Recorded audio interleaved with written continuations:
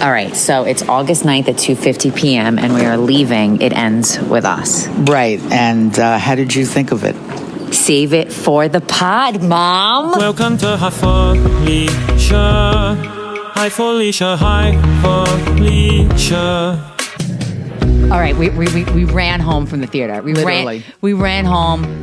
I said, she didn't talk to me the whole car ride. She did ask me one question and I wasn't happy about it. She said to me, what'd you say to me? I said, what's the name of the director? And I know he was in. I said, which one did he play? And then she Mom, she screamed at me. I screamed, he's the abuser. And then went, well, how would I know that? Girls started laughing. Justin Baldini. So I thought I don't know, Mom. You're all over TikTok. You watch the but I don't know much about this. So It Ends With Us. It Ends With Us. We are going right into It Ends With Us because it's hot off the presses. It's fresh on our minds. Felicia. Yes. You didn't read the book? No, I did not. I did. I know you did. So what did you think? It was okay. Okay. Just okay. I really, really liked it. Good. I thought it was spot on. Well, because spot on the movie. I mean, the book. Right. Very similar. Like it was all flooding back to me. I was like, oh my God, this is going to happen. Oh my God, I forgot about this. Because I must have read the book like COVID 2020, 21. Why did you think it was just okay? I kept thinking when the number one, when the boyfriend gave her the Riley? card. Oh, Atlas. Atlas, what a name. Gave her the card and he slipped it into the phone. Yeah. She should have just had it in her phone because it's easy to find with the card. And obviously, a lot of jealousy. And I know she's traumatized from her parents and her father specifically, who was in Grey's Anatomy. Yeah, Owen from Grey's Anatomy is in it, which was a fun, moment. And I was going to tell you the one who played her mother is in Chicago Police. Unfortunately, Chicago PD. Yes, Chicago PD. But in Chicago PD, she's kind of has gray hair throughout the entire season. So it took me a second to recognize her. She looked really good. Compared to the way she looks on Chicago PD. I thought Blake Lively did such a great job with this role. At first, I remember when the pictures were dropping of her, the press was dropping photos of her on set. And everybody was very upset how they made Lily look kind of homely. But those pictures that got leaked or that paparazzi took were actually the moments after he hits her, he's abusing her and she's running to Alice and she's like a fucking mess. So I get that. But I gotta say, I thought she looked gorgeous. Her wardrobe. The wardrobe was spectacular. I kept thinking, this girl's not supposed to be wealthy. I know. And I'm like, that wardrobe is insane. The wardrobe was insane. But it looked like the jacket she was wearing was her old boyfriend. Oh, that was Atlas's jacket. That's what it looked like. The tears that I noticed in the sleeve and everything. She was like, you right. Yeah. Interesting. That's what I noticed. That's now, a good take. I could totally be wrong about that, but I have a feeling maybe that's like a little Easter egg. Because with all the clothing she wore, she still wore that shitty jacket. It was oversized. It was oversized. I liked it. Not for the clothing she was wearing. It was a big mix of prints. She had a big. I kept thinking, that was a solid jacket. That's not it. It was a raggy jacket that she wore. She wore two jackets. One was like a camo, and one was like a brown. Well, the brown. Yeah. I felt like she probably styled this movie herself. I feel like this was Blake. I mean, she looked gorgeous. So the question is, and Felicia, we did during the movie, we're like, was this post baby? Right. Because she looked a little like, I know. Don't get me wrong. She looked amazing. She looked amazing, and I should look as good now. But Felicia, you look amazing. Not even close. She just looked like her boobs were great. Yeah. I mean, she looked fuller. Let's just say she looked. But she looked fucking great. Yeah, she looked great. Now, the baby, is it baby number 4? She had 4 babies. She had 4. I can't believe it. That's insane. Yeah. I'm like, this girl has 4 kids. I know. When I look at her. I know. Oh my God. Yeah. Great. I mean, she's gorgeous. Her hair.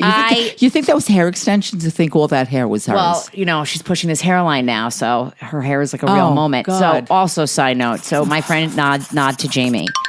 Jamie was like, are you hearing about all the drama with It Ends With Us? I just deep dived. So the drama is Justin Baldini read the book. He was the one, he has a production company. That was his production company?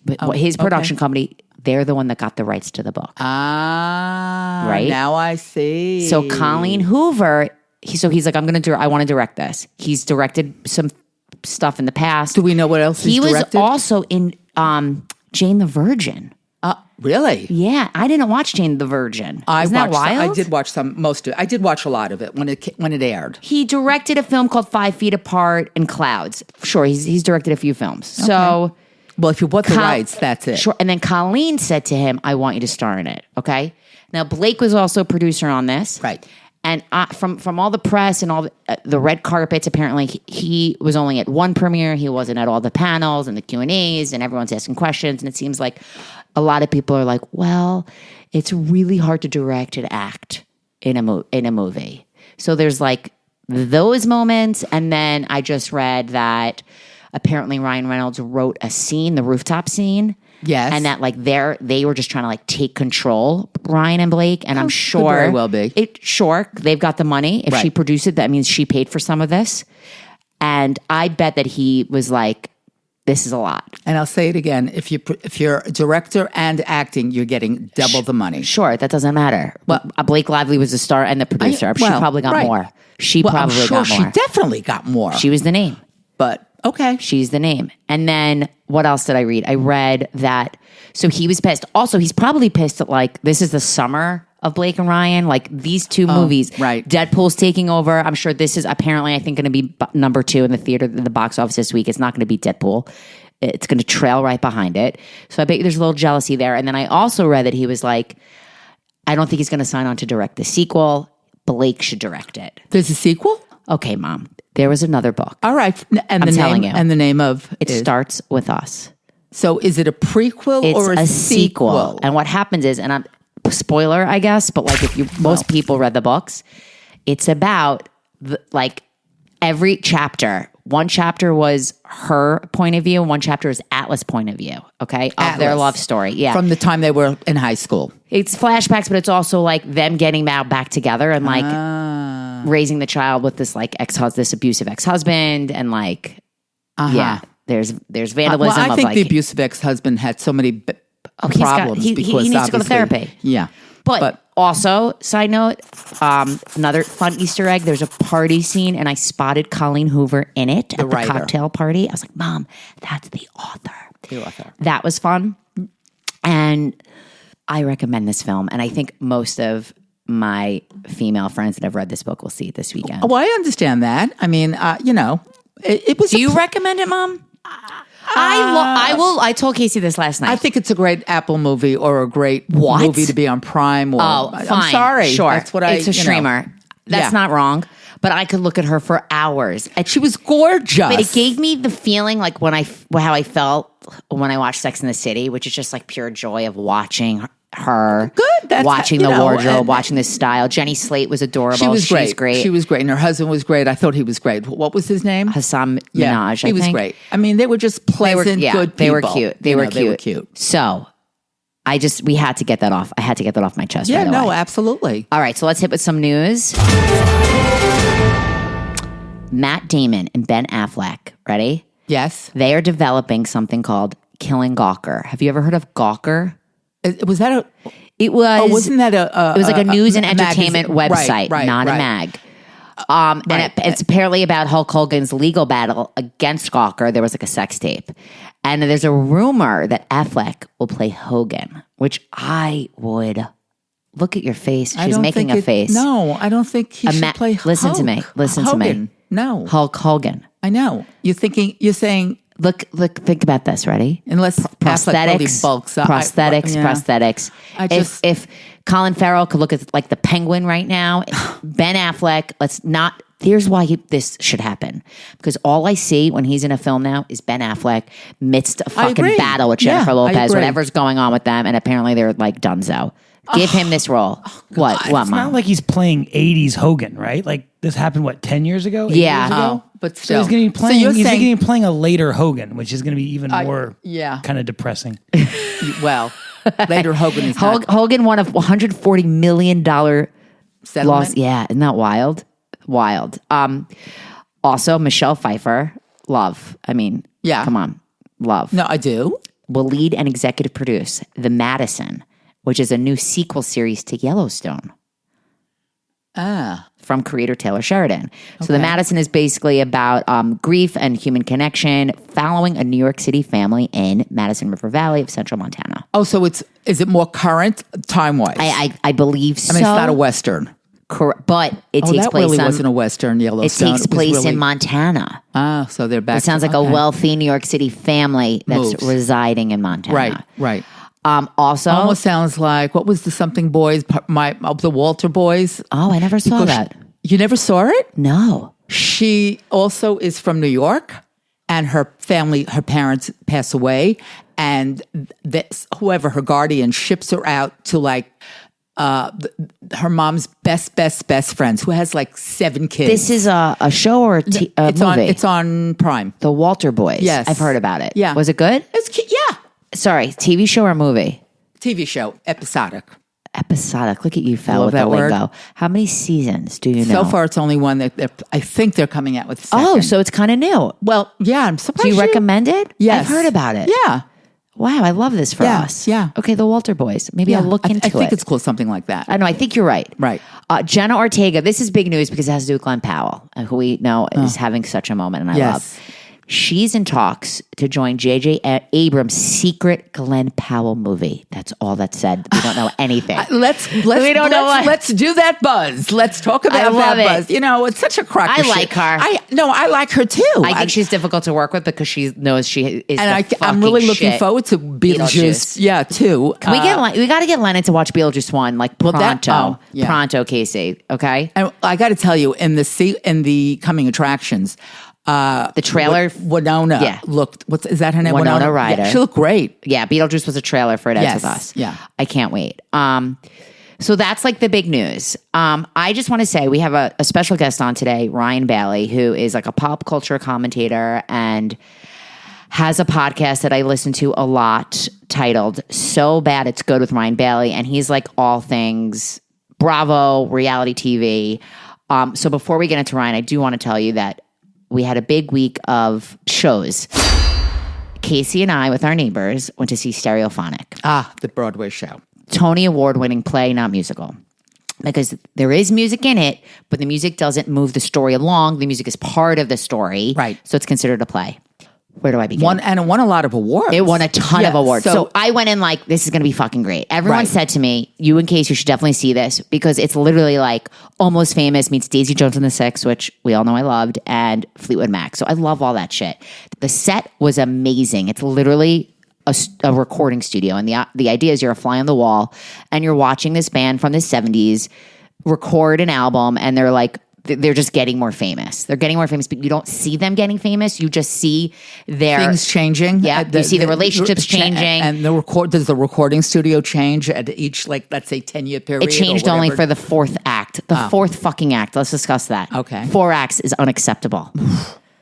How long was the show? Fucking 3 hours and 20 minutes. She says, stop cursing. I was so upset. And I'll tell you why I was so upset about the length of this. Because the seats in the mezzanine, second row, great seats, were so uncomfortable.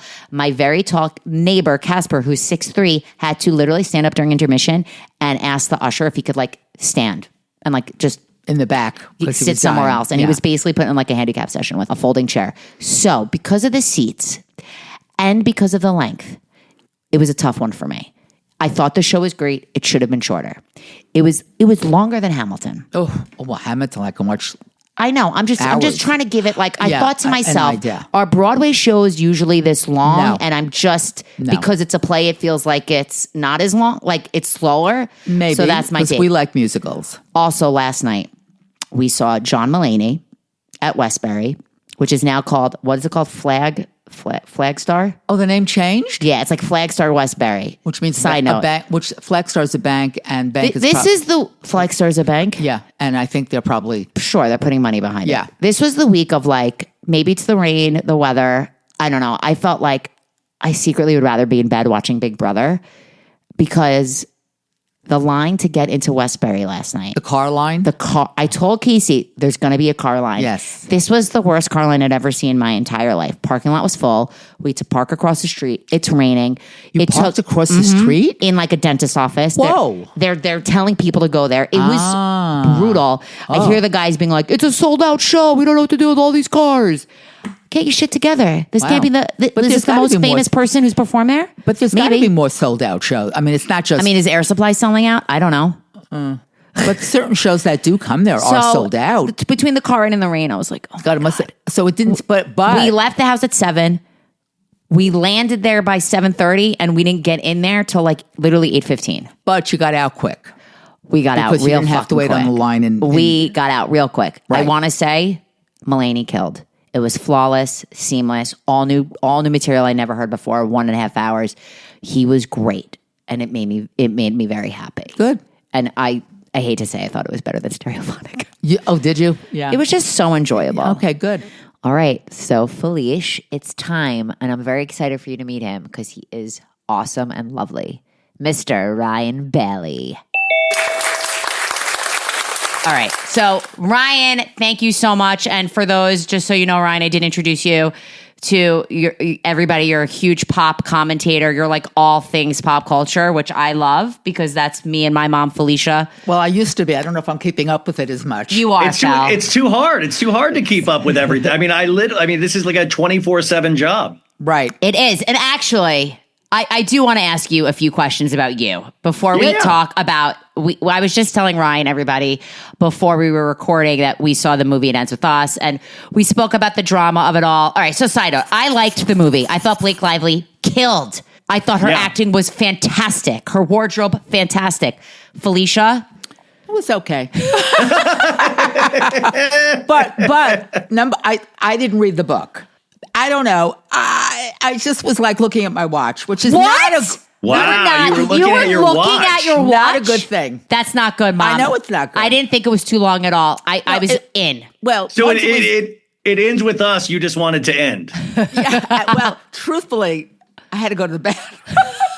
It's hard. It's hard. I mean, I don't want to get up. Now, if I was home, I'd pause it. You can't, exactly. That's the hard thing about the movie-going experience is that it's so much easier to watch it from your home nowadays. Oh my God, I know. Ma, I can't take you anywhere. Anywhere. Okay. I used to hate taking my mom to the movies because she would inevitably at some point fall asleep. And then you're like, what, are you not into it? Are you not into I would get so offended that she was not into it. I swear to God, Ryan, I looked over at her 3 times to see if you were sleeping and you weren't. No. You weren't, but I get that. Like, I relate to that because I have seen you sleep in movies. Yes. Oh. Yes. So yeah, but see, they never admit they're sleeping. No. I was resting my eyes. No. I'm listening. I'm getting everything. It's really funny. Ryan, I'm a fan of yours. I listen to your podcast. So I want to turn the tables on you. I want to know how you got into becoming like this pop culture king and like all things. Like you're a BravoCon. I just want to know how this began for you. I mean, it really kind of began by accident, I think. I mean, in a lot of ways. I mean, I feel like it's all been leading up to this. I mean, I was a fan of pop culture since I was a little kid. So it started just with like a passion. I grew up in Kansas. I wasn't really into sports, like if anything, I would like collect sports cards because I just like collecting things. But I related more with the girls on my block growing up than I did the guys. And the girls were always listening to better things. They were watching better things. It was just like there was way more going on. There was deep and critical thinking happening. But yeah, I also just read so much. Like if I could get my hands on anything, and Hollywood was such a foreign, glamorous place to me that, coming from Kansas, I never thought, I didn't think it was a real place, but I was so in love. And this is before really before the invention of reality TV in a lot of ways and before internet. So everything you could get your hands on was amazing. And then, I'm an actor, or that's how I kind of came out to LA after school. And, I've done acting roles throughout like my career, like small parts in good things and big parts in bad things. And, we really don't have a lot of control, but I always loved pop culture and then more so reality television because I was watching Housewives from the very, very like beginning of Real Housewives of Orange County and Real World before that and Survivor, after that. So I loved all of it. I mean, and I think a lot of us have that same story. I will say, and even to this day, 4+ years into the podcast, I struggle like when people say nice things or you're like, oh, the king of this or the king of that, like that's really nice. But like I still fight with like I don't know why anybody would want. I do this because I want to do this. I do this because, and when I started, I didn't think anybody would give a rip anything that I had to say. So I did this without any kind of expectation. I did this knowing that there was so many people way better than I was. And in terms of reality television, this is primarily, I believe, sometimes female dominated and LGBTQ, like those voices are really highlighted. And so sometimes I even realize I'm an interloper and, like it's like, nobody needs another white straight dude's opinion. So I'm doing this regardless of what anybody thinks or says. But yeah, kind of like accidentally started. I decided to do this right before the pandemic. I'd been involved with other podcasts before, so I really liked it, but it was with other people. So I never thought I could do a solo show, but I was just really curious. But then the pandemic happened and it kind of just blew up. Blew up. We were all in just like one room and I would do these really large 6-hour shows. Like one episode would be 6 hours. It'd have 3 different guests and I would piece it all together on like a Tuesday night. My computer would always break down. Like I would be up until like 6 a.m. putting this thing out. And and I don't know why I was so pressured by it because nobody cared. I wasn't with a company. I wasn't with anything, but I just thought, I was so driven to do that. And then it's really just grown from there. And I've been really lucky and I've been really fortunate and I'm really grateful, but it's, you guys know, it's a hard road to go down. It is. But I started off as an actor, like, so I'm used to like struggle. I'm used to nobody. I'm used to being told no. I'm used to a lot of it. So in a way, if I only end up with like 5 listeners a year from now, I'm still going to do this because I really fell in love. Like sorry to overtalk you guys. I realize, but I don't usually get asked, but I know that's why I wanted to ask. I think what it is too is that in my real life, I'm a little shyer. I'm a way more shy. Like and I don't like to talk on the phone. I don't like to, I'm really hard to speak with in that sense. So it gives me the opportunity. Like if you have a mic in your path, you're like, I used to have my parents on all the time. I had the best conversations with my parents that I ever had in my life because of the podcast. So it gave me this opportunity to be a little different than I am in my real life. And I've benefited from so many cool voices that I never would have had the opportunity or the courage to speak to without a platform like this. I love that. A lot of people say like, oh my God, we really hear your relationship with your mom. And a lot of it is just how close we are and how we could literally talk about anything. And I also have no filter. That's the best. My mom used to come on and she would have no filter. She would talk about hating Tom Hanks, which is a very bold opinion. Not a lot of people hate Tom Hanks. She's like, I just don't buy him. I don't buy what he's selling. I'm like, what are you talking about, Mom? He's a national treasure. Exactly. And she's like, no, I don't buy it at all. It was really, really funny. And, it was great. I mean, it gave me a new appreciation for my parents because, you're just so used to having them as your parents. And then you put them on mic and you get other people reaching out going, oh my God, I love your mom or I love your dad. And I'm like, really? Like, wow, that's wild. And they loved it too. So it was really great. I love that. So I do have to ask you, because I stress about this. How do you manage your time to view all the shows?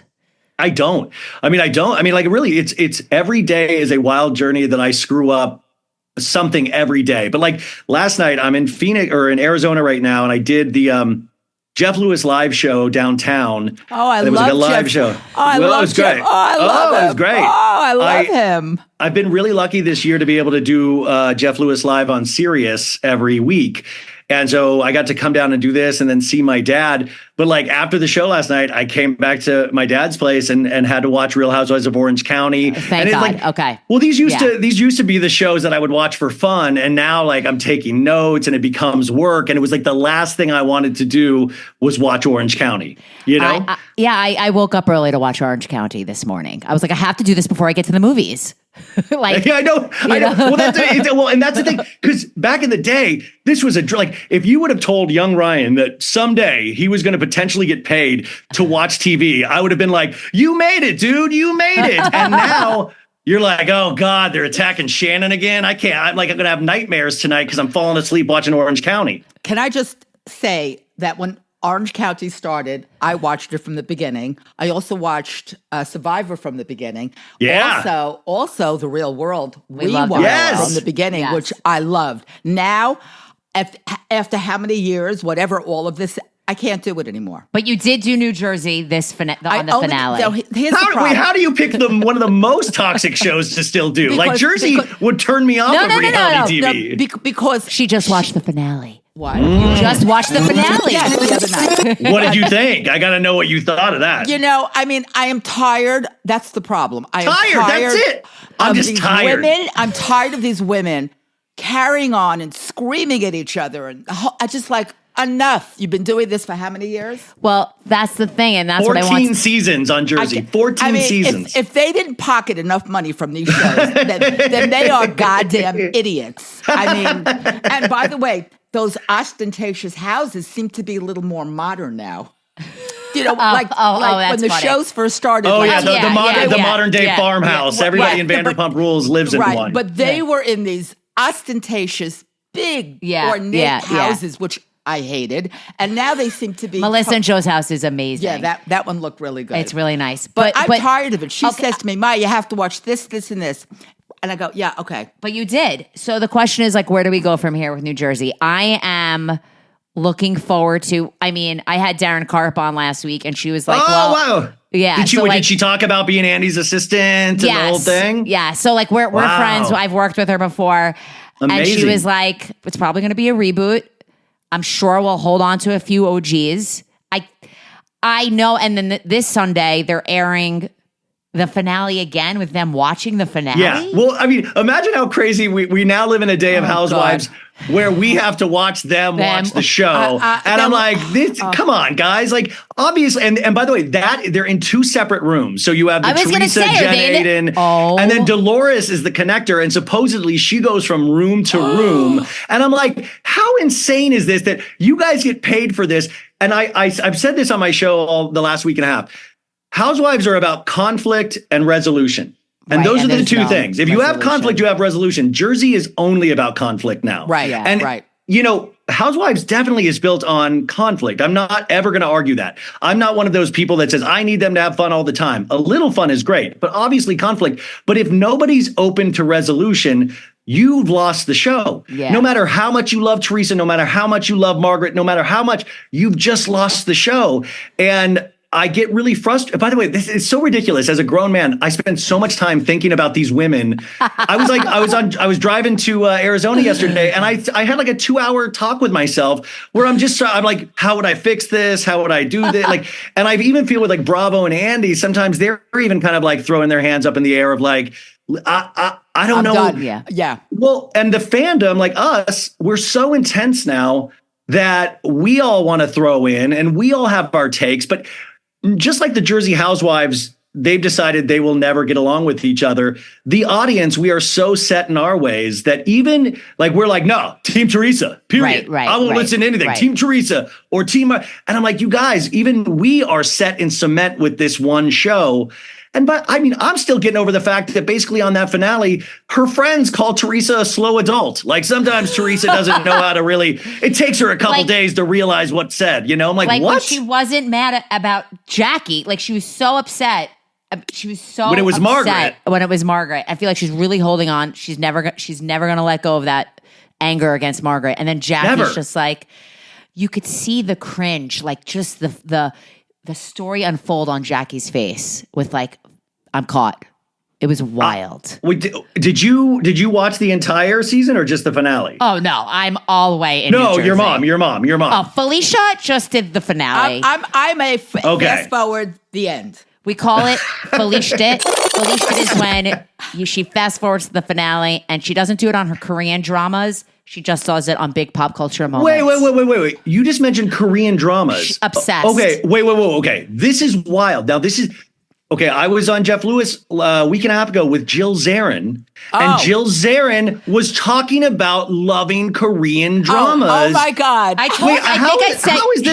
How is this a thing all of a sudden? Because the guy. All right, here we go. And I have a feeling Jill probably agrees with me. Okay, side note, we're going to do a Korean minute right now. A 1 minute on the clock for Felicia about her love of why you love K-drama. How do you even find this? How did you even know about this? And go. All right. First of all, Netflix carries a ton of them, but you have to go to the international part of it, and then you see all the Korean. I also have a special app called Viki, which is all Asian. All Asian. I love them all because the guys are so gorgeous. I mean, I cannot even, they're thin, they dress amazing. My girlfriend got me into it probably before COVID, and now that's all. I don't even watch regular TV anymore unless Marni tells me I have to watch blah, blah, blah. I don't even want to. It's become my comfort zone. So did you do the K-pop festival last week? I watched the K-pop. I did. On the CW? From LA. It was the LA. Jill Zarin was in town to go to that festival. God, she's so lucky. You and Jill. I feel like Jill would love you. I would love that. And I can't help myself. Okay, it takes me so I have to have 10 people at least tell me to watch a show before I'll watch it. How do you just stumble upon Korea? How would you even? My friend, a very good friend of mine, recommended a specific show, and I just got hooked. And then then the algorithm just gets you. And the algorithm on everything now was all Korean, which is great, including my Instagram, including my TikTok, it's all Korean. This blows me away. I want to go to Korea.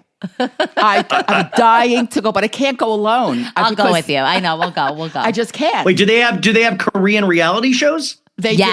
They do, but she doesn't like the unscripted. Oh, that's too crazy. That's I don't know. I don't mess with that. I just like the fantasy. I like the sci-fi. You name it, I like it. I want to get her on a Korean dating app, maybe. Oh my! It sounds like you're one step away at this point. I know it's. So basically, if the Colleen Hoover movie It Ends With Us, if that had Korean subtitles, you would have paid more attention. You would have been more into it.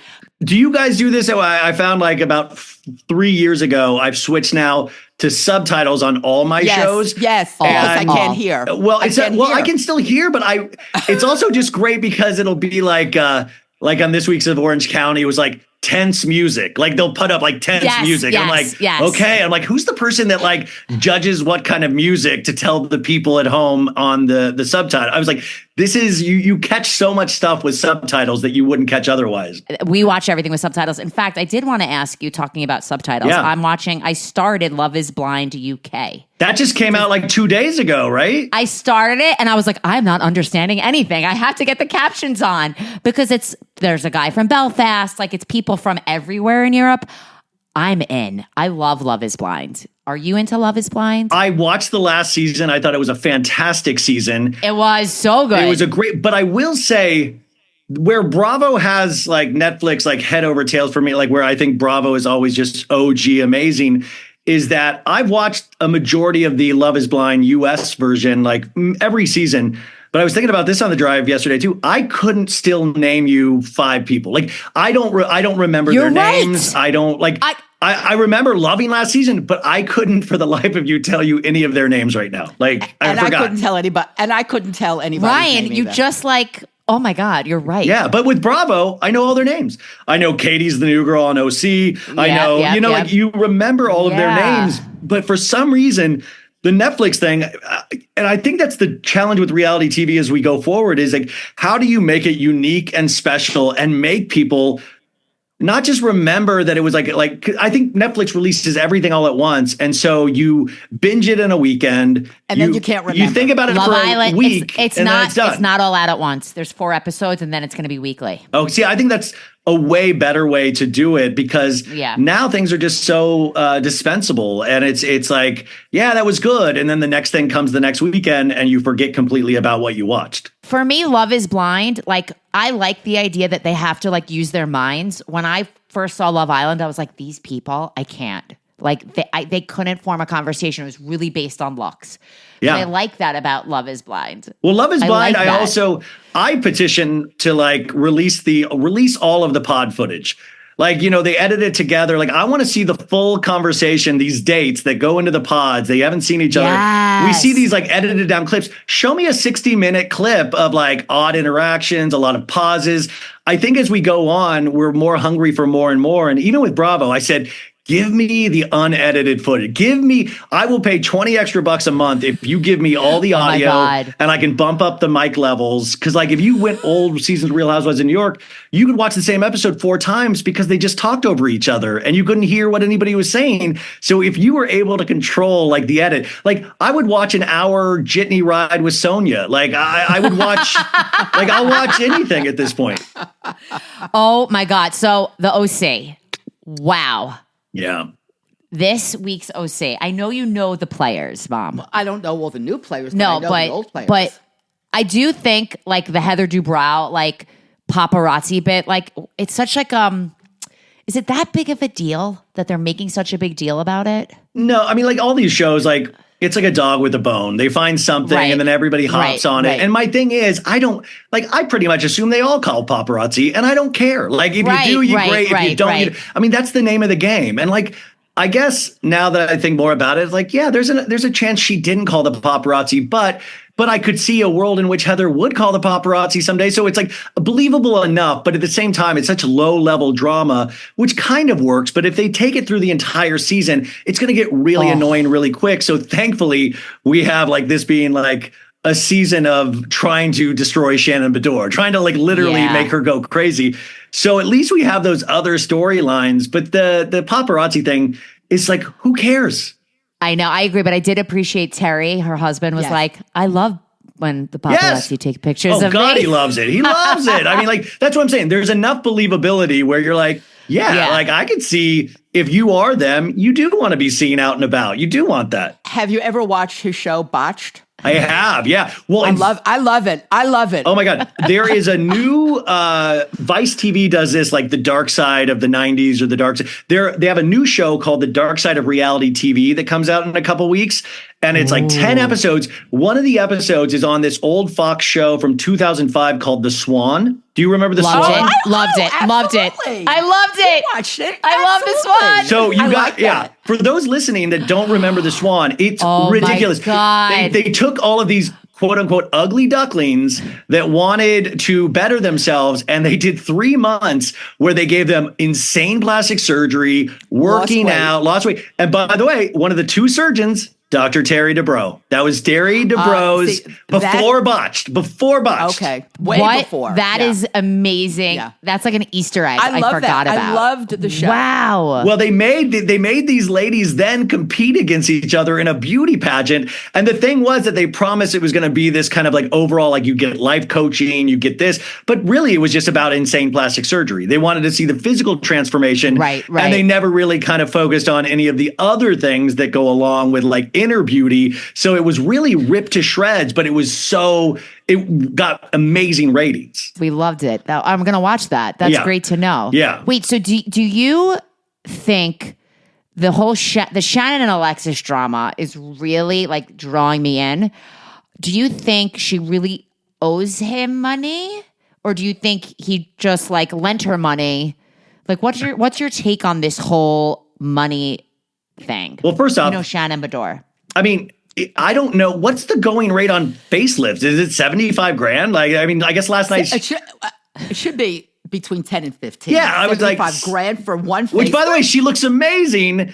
But then last night, I think she also said John just kind of gave her some money because she needed some money. So who knows? But also, they were in a relationship. If you're in a relationship, those things happen. There was no contract. There was nothing signed. There was none of that stuff. So I do believe he gave her that money. I do believe that. But then to go on with your new girlfriend who's providing receipt, like a facelift receipt, which is so weird for a facelift like, here's receipt. The wire transfer. Yeah, here's the wire transfer. I feel like he wired you money. But like, if John is so concerned, like he says to be, about like making a fool of himself and ruining his name, why date somebody that's going to be on the same show that you just were dating? There's so many confusing elements about John Jansen, but I also think it's just really crappy to do to Shannon, who obviously has been struggling we've seen her every season struggle, but this season it's like, how much more can we destroy Shannon?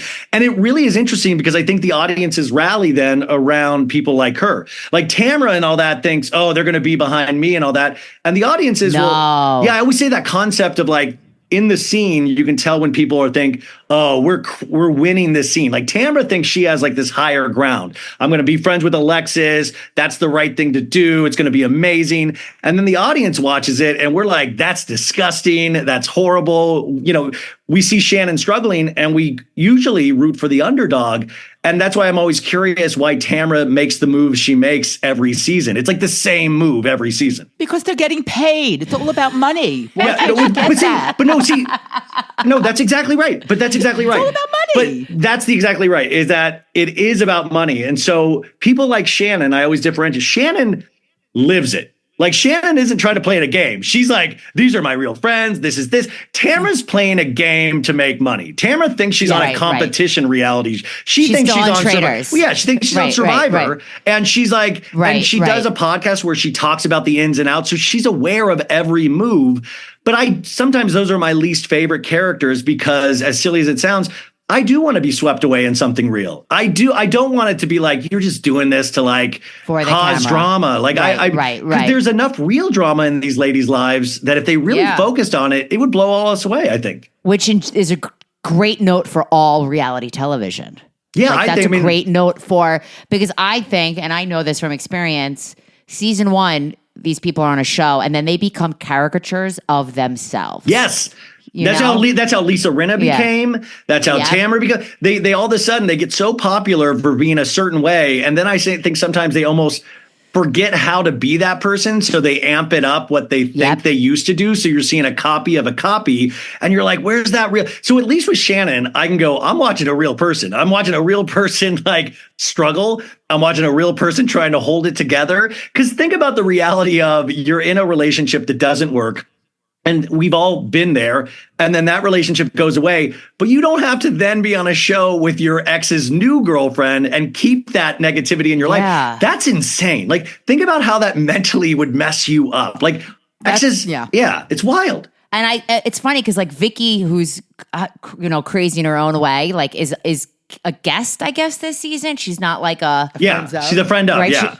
But she like kind of came out and was like, this is messed up. How is Vicky the voice of reason? The voice of reason. Oh. I mean, and the hysterical thing, Vicky came back last week's episode and within like a minute, she was talking about all the pus on her belly. And I was like, this is great. I mean, like the OG from the OC, it's like, what a way to like make yourself look amazing. She's like, I got so much pus on my stomach. It's crazy. And I was like, this is so hysterical in the darkest way. Do you have a favorite Bravolebs?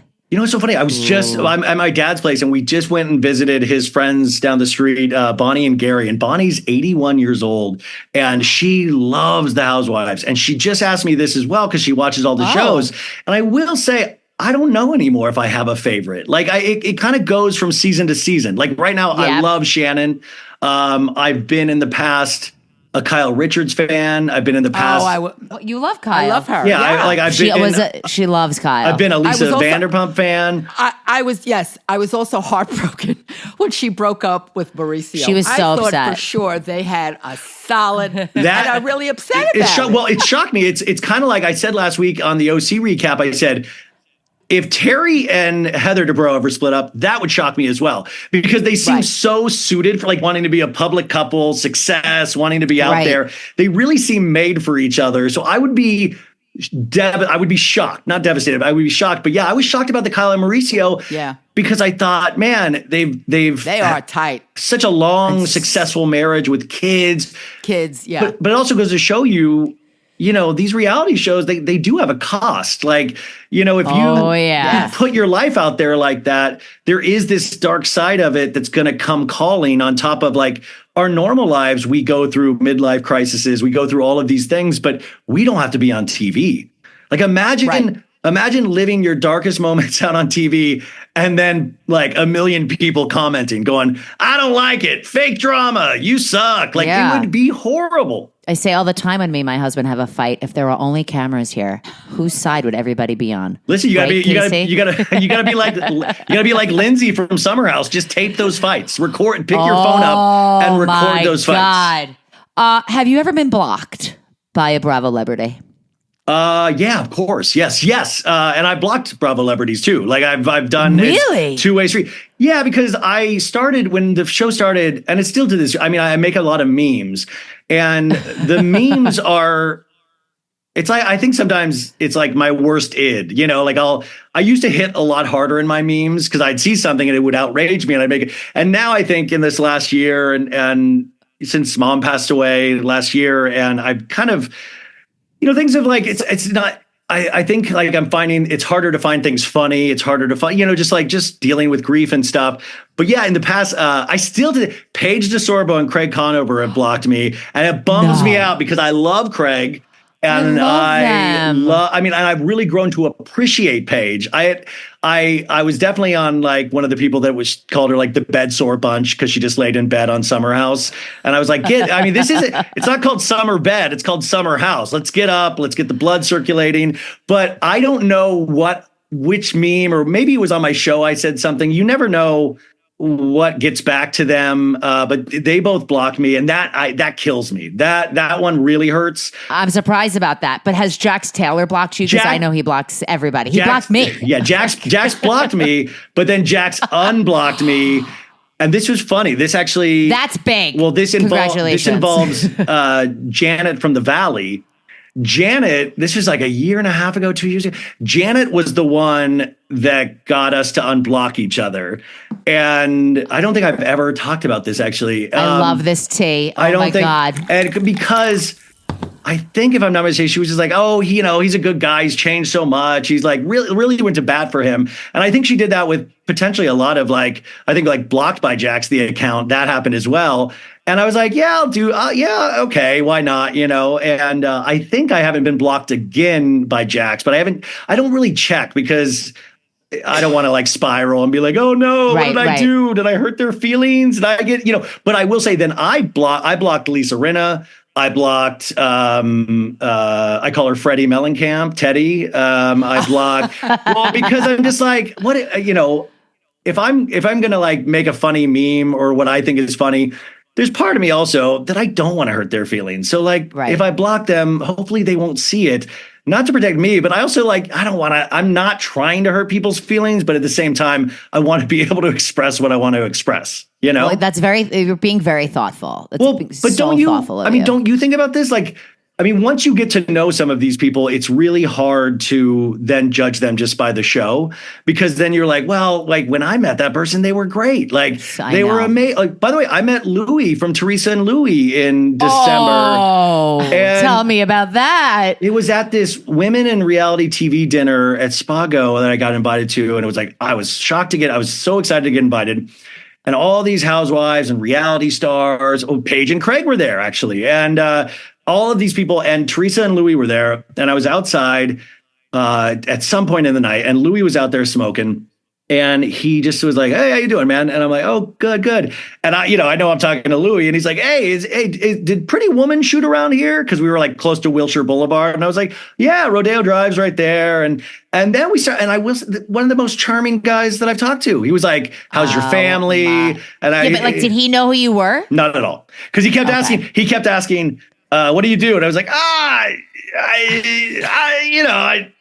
do stuff. And like, I had no idea how to answer. I was like, I work for, but then he was talking about, they moved his dad closer to them. And asked about my family. And I was like, I would have walked away if I didn't watch television or read anything about Louie. I would have walked away thinking, oh my God, what a great, charming guy. What a great, charming guy. And so it's really interesting then to see what's presented on the show or to read all of these other things. Yeah. And you're like, well, gee, it seems pretty weird. That's a good one. My God. Well, wow. I get really nervous. That's why I don't really go out a lot. Like I get really nervous in public situations because no, Ryan, you don't go out a lot because you have to watch everything. Well, and you don't got time for that. Oh my God. I've turned down, like, this isn't a brag, but like I've turned down like really cool events because I've had to do like a recap. Like, I mean, and I'm so used to being like like hovered over a micro. Like I have a big old fat podcaster's ass now just from sitting on my butt for the last 4 years. Anyway, what's your stories, guys? I mean, I know like. No, so basically, I want to say during COVID, we watch I'm in television. I used to work on Long Island Medium. Oh my God! Whoa! Yeah, I didn't know what the pedigree was here. I did Throwback Bravo with Darren Karp. I've done reality shows, documentaries. I've just been in production my whole life. I, like you, was raised on television. Felicia we watched everything. Together. She watched Dirty Dancing when she was. She took me to the theater when I was 6 years old, and she's like, "I'm going to leave if you say a word." And I sat there like, "Otherwise, we're leaving."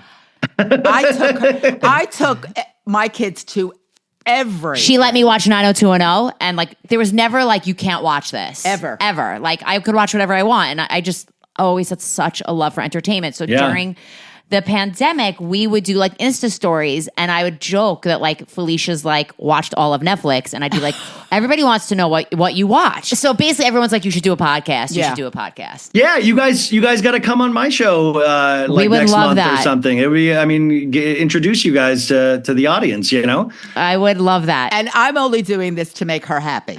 That's a good mother.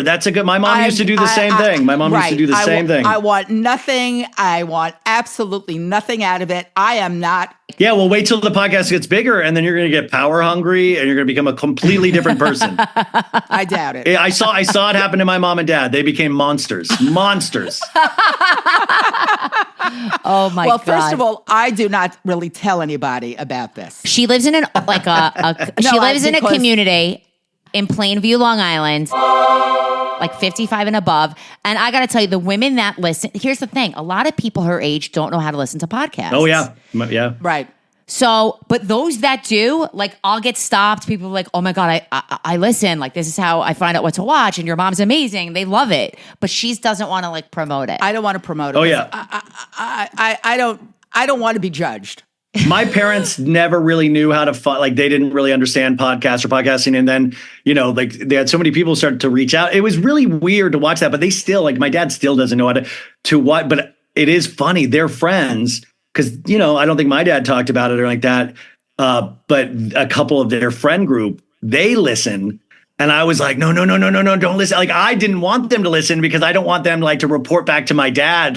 Your son kind of went crazy the other day on a podcast and said some insane things. So it's wild when one of he's like, oh, I talking to my friend. They were listening to your podcast the other day. And I always go, no, I always still forget that people listen to it. And that's sometimes really a sobering thought, or it can be.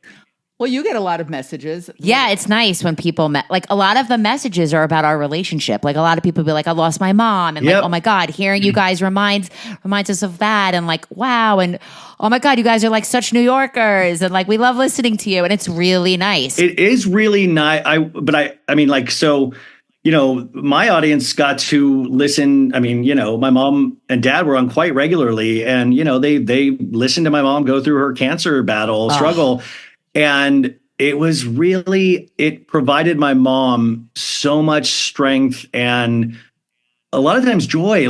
We had listeners send over 1,000 cards to my mom. Oh, my God. Yeah, it was, and she would just get stacks of mail, and not just cards. People were sending her blankets, people were sending, and it was really wonderful in so many ways. And I just went back. It was her birthday a couple of weeks ago, and I went back and I listened to the first time and I hadn't listened to her voice in 10 months. That had to have been really hard. Because I was purposely doing it. I went back and we had such a great conversation, and I'm so thankful for the podcast. But it is interesting to go through something like this on a podcast, or I will never regret any of that. But sometimes it is.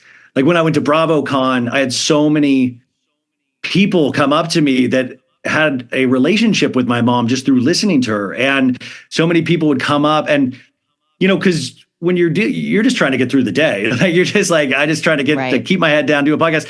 And so many people would come up and be almost like in tears. And it was so wonderful and beautiful. But at the same time, sometimes when it's harder to hide that way. And I'm a big fan of hiding. So like, it's been a really rough year without her keeping this going. But I will say it's one of the greatest joys of my life was having her on this silly podcast that nobody thought anything of. And, see, Mom? It's really amazing. That's what I say. When people say, what's it about? I go, it's silly. Yeah. It's ridiculous. Ridiculous. Well, I always fight to take it seriously. Like, I always think, one of the theses of my show is that like lean into the things that you love. Don't be ashamed that you love this stuff, because also there's great conversations that you can have. And like, I always love people that give it a little more respect. Like there's this great book out right now called Cue the Sun by Emily Nussbaum, who writes for the New Yorker.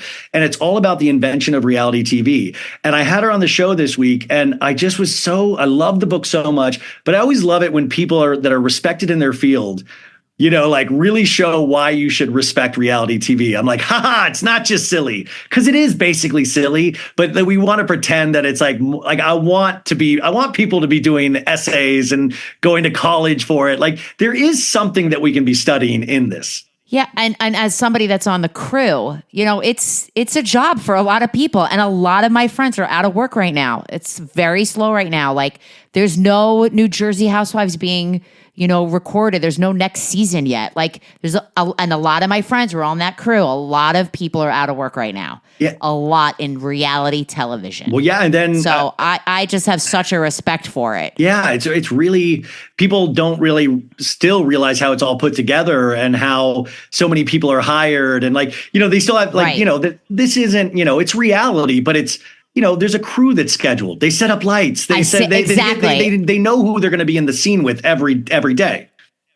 But it's not scripted. Yes. It's just like bullet. It's like topics. Like, all right, guys, let's talk about that fight from last night. I'm not going to tell you what to say, but just talk about it. I always explain that to people. Yeah, I just had Krista Rosa, who's one of the producers on Jersey.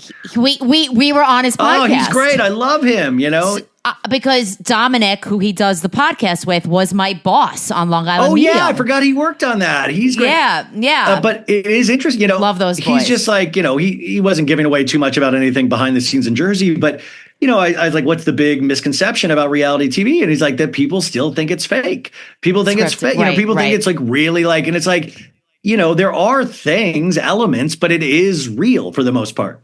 I would fight with Felicia on Instagram story that Scandival was not fake. Remember, you'd be like, that's fake. See, you're one of the conspiracy theorists, Felicia. We gotta, that's... I feel like it's not fake. I got into huge arguments about Scandival with people because I was like, I know these people a little bit in real life. They're not memorizing lines. They couldn't even be actors they tried to be actors. They tried to be actors. Also, they have such... They all did. They run their mouth so much that somebody would have blown it by now if it was a big conspiracy. Exactly. I will say though, we also, besides reality, I make my mom watch documentaries, and I wanted to know, did you watch the Elizabeth Taylor documentary? I didn't. It's on my list. I just watched another HBO documentary on who was it? It was Faye Dunaway. Faye Dunaway. We did that. We did that. I have a love and appreciation for old Hollywood, and Elizabeth Taylor, like you said. What, you lived it, right? I mean, she was. Yeah, I mean, I told her about all her movies, and she goes, "Oh, I didn't see that." I was upset watching it. Like, oh my god, I never saw Cleopatra. Just like historic classics that I never saw, but also like the drama, the love affair, like that went the Bennifer of it all, like her rebound, Richard Burton with Eddie Fisher, and twice. By the way, she married him twice. Yeah. And Eddie Fisher, and like her, like maybe breaking up a marriage. Yeah. I'm like, holy shit, this could be happening today. Like, it's insane. That's why you got to pay attention to Bennifer. Bennifer is our Elizabeth Taylor, Richard Burton. Like, they keep coming back together in some ways. But I do want to check that out. I love old Hollywood. I literally wrote Elizabeth Taylor -J-Lo now ? Yeah, I mean, there's because like she has so many husbands. Because she would not. If I remember correctly, she felt you can't live with anybody, so you have to marry them. That was her Yeah. thought. That was her thought. But also, she kept saying like she wants to be an actress, not a movie star. But like her, with all these men, made her more of a movie star than an actress. Well, I mean, imagine if she had lived in today's society with like the TMZ and the Daily Mail. Like, you know, they were voracious for any Elizabeth Taylor story back in the day. But even now, it's so like that on steroids in a lot of ways. But Elizabeth Taylor was like so wild because she had so many different phases of her career. Like she managed to reinvent herself so many decades. And I was listening to some book, I forgot what it was, but it was talking about Joan Rivers when Elizabeth Taylor got heavy. And Joan Rivers would do so many jokes about Elizabeth Taylor's weight. And she really just like had like, that was like she'd go on Tonight Show, she'd kill with like Elizabeth Taylor fat jokes and, you know, really not thinking about how that would affect Elizabeth Taylor at all. And then Elizabeth Taylor, like, you know, went to rehab, married, like met one of her husbands there. Then she had the whole fighting for AIDS, friends with Michael Jackson. So many different phases of that career. She was married to her first husband was a Hilton. I was like, oh my God, this all comes back. She could have been a housewife, right? Yeah. I mean, yes. Do you watch? Yes. She could have been. Do you watch Big Brother? Okay, so you mentioned this, and I did all Love Island, and I also did some of Love Island UK. So Big Brother was like starting right as Love Island USA was ending, and I just couldn't do. But I've watched so many clips on TikTok about the lady that seems to be like Angela that seems like she's like friends with other like Salt Lake cast member. Like she seems like she's been on TV. What? She's been on TV a bunch. Like I've seen photos of her with like Dr. Phil and they I heard she was on Dr. Phil. They say that she's and Wheel of Fortune. Yeah, well, is she potentially like a CBS plant? Was she a plant on Big Brother? Because she seems to have been around she was on Price is Right, I think. There was a lot of stuff. That's what she was on. Yeah. She's such a hot mess. And like no. But is Big Brother is this considered an amazing season or a subpar season? Yes, it's amazing. So much has happened in the top of this season. Like it just started a few weeks ago. Me and my husband are big fans. 3 times a week, Love Island, way bigger commitment. Big Brother is so good this season. So good. Like we saw John Mulaney last night. We got home. I'm like, I gotta stay up. We gotta watch Big Brother. You saw John Mulaney live? Yeah, we saw him last night. Was it good? Was it the same? Was it the same material he was doing with the rehab, or all new? Nope, all new material. Wow. Had never heard. Flawless. Oh, amazing! Fantastic. A lot about his grandfather. A lot about being a father. Like it was great. Oh, that's awesome. Great. So we have to go soon, and I know you do too. Yeah. So we have a segment called Bye Felicia. Bye Felicia. Where we talk about what we're gonna watch this week. Yes. So I'm going to tell you what we're going to watch. Well, Felicia, I'm going to make her watch. Yeah, she makes me watch. So tonight we've got Instigators premieres on Apple TV, the movie with Matt Damon and Casey Affleck. I'm a big fan of Industry. That's going to come out on Sunday on Max. You've got The Challenge. That's coming out this week. Bad Monkey on Apple TV and Emily in Paris. Emily in Paris is coming back. Wow. What is it, season 3 or 4? Season 3. Yes. So there's a lot coming out. I feel like the summer has started to push out and scripted shows are coming back. Yeah, no, it is. I'll definitely be doing Industry season 3. I love Industry. Yeah, I want to see the Matt Damon film. I mean, but like I'm so like right now, like so Jersey will end after this Sunday. And then we have like I'm watching Dubai, and I know a lot of people aren't, but I'm enjoying Dubai. I watch it. Yeah. I don't love it, but I'm watching it. I mean, I think it's actually a pretty decent Housewives show. People just haven't really fully invested in it yet. Yeah. I think I'm still a Below Deck Med watcher every Monday. It's real low level. I mean, it's like really a show about can Captain Sandy park a boat each week? Like that's the big drama. Is she going to crash the boat? And then OC, obviously. I don't really do $1 Million Listing this season, but I did love Ryan Serhant's show on Netflix, Owning Manhattan. Owning Manhattan. You hated it? I hated it. It was awful. See, we can agree to disagree. This is all about. So I could. Ryan, I had a friend who was on it in episode 4 or episode 3, and he bought a $12 million apartment, and he could barely afford his rent. It's insane. It's insane. So the amount of my friends that were like, "We didn't know Garrett had $12 million." I was like, "Cause it's not real."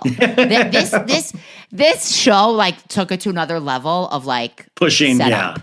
Well, I mean, I think a lot of those, and you see that with Selling Sunset a lot as well, where it's kind of another. I loved it, but they were Selling Sunset. It's like it's all these shows now, and like it's like really glossy, overpowering soundtrack. Yeah. Yes. Like they really like you're like this. It's so well lit, so you think you're watching something amazing, and then you're like, what was the story? And you're like, I don't really remember the story. It was just really. I just like seeing. I like seeing the houses they're showing, whether it's Manhattan. Exactly. Huh? Yeah, exactly. I want a reality show about like low-level real estate agents, like Caldwell Banker or something. Of like just a bunch of people just kind of struggling. Like this is a 40,000 duplex. You know, if you want it, you want it. Like I would love to see like a really bargain basement reality show about that. That's funny.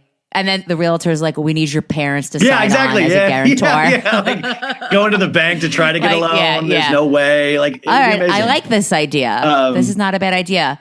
Ryan, I cannot thank you enough. Oh, it's been so fast. I know, it's 5:00 already. You look at Felicia's face. Really? Wow. Thanks, you guys. I appreciate talking to you. Thank you so much. Have a great weekend. Okay, bye. Wow. He was great. He was great, and I'm sorry I didn't ask him where he lived in L.A. I don't mean his address, but just I don't know where in L.A. he lives. Whereabouts. But if you don't listen to Ryan Bailey's podcast, it's great. It's called So Bad It's Good. And he puts out a podcast like 3 times a week. Like he's constantly podcasting. He's got his foot on the pulse. So Felicia. Yes. Big week we had, and another big week ahead of watching a lot of stuff. You're gonna have to like text, I will happily text you. I have the reminder for Matt Damon's movie. Look at you setting reminders. But you forgot to watch Sunny. Well, because I thought it was on. It's on Wednesday, so go home tonight. I'll watch Maybe it. we could do dinner, get a cocktail. Maybe. What do you think? I say yes, but I love that for us. I'm surprised that restaurant didn't. We're trying to get into the Felicia restaurant in Long Beach. I'm just putting this out there for everybody. All right, guys. Bye, Felicia. Bye, Marni. Bye, Felicia. Bye, Felicia.